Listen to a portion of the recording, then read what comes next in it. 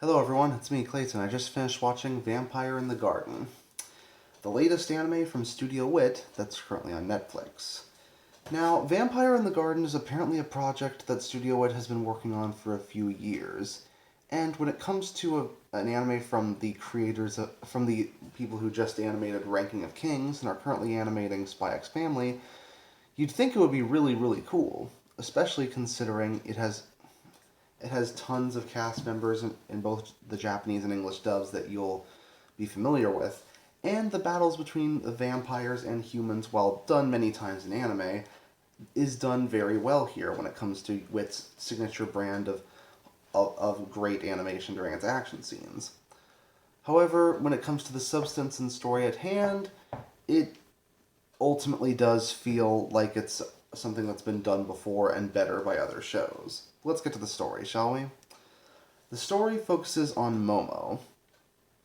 She is tired of the constant fighting between humans and vampires that has raged on in her world, as humans are not allowed to play music as it would alert the vampires, and she has to go out every day and kill the bloodsuckers in order to help out her fellow humans.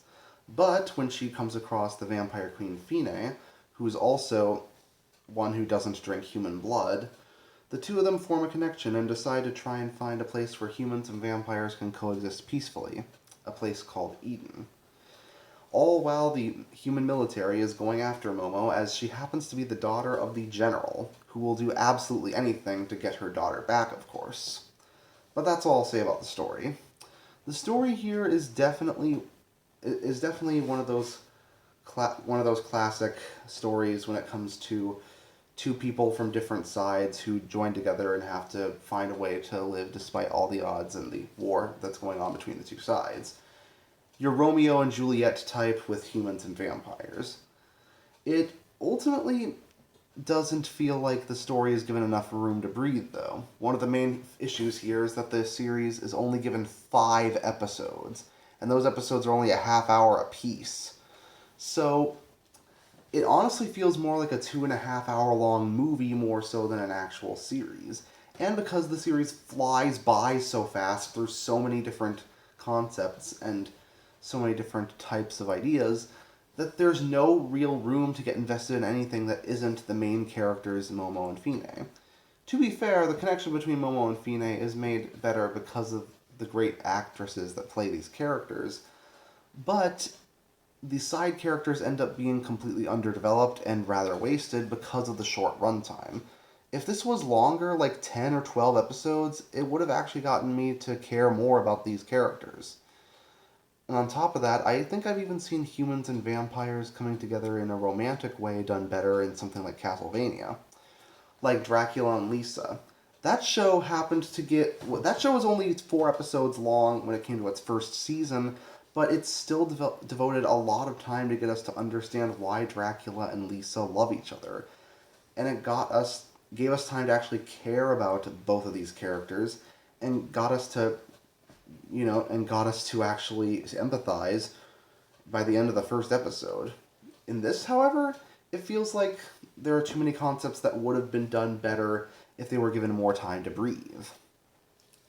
There's this city that we see in the middle of the series that has vampires and humans coexisting because the humans trade gold with the vampires in exchange for blood.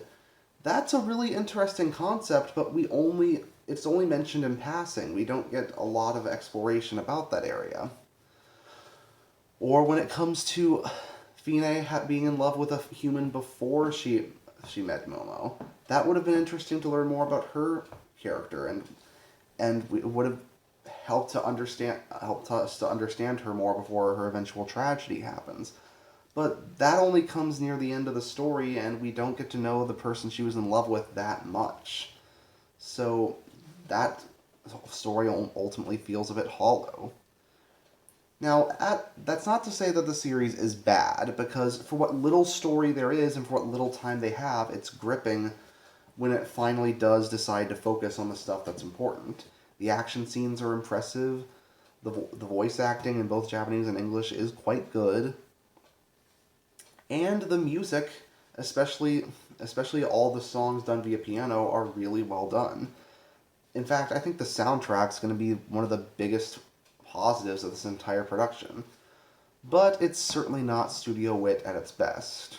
I do think it's a little better than the Bubble movie they made a few weeks ago, but ultimately, if you're looking for Studio Wit that can combine their excellent production values with a well done story, just check out Ranking of Kings or this season's Spy Family, because this is kind of just a time killer in comparison. That's why it's getting a 7 out of 10. See you next time.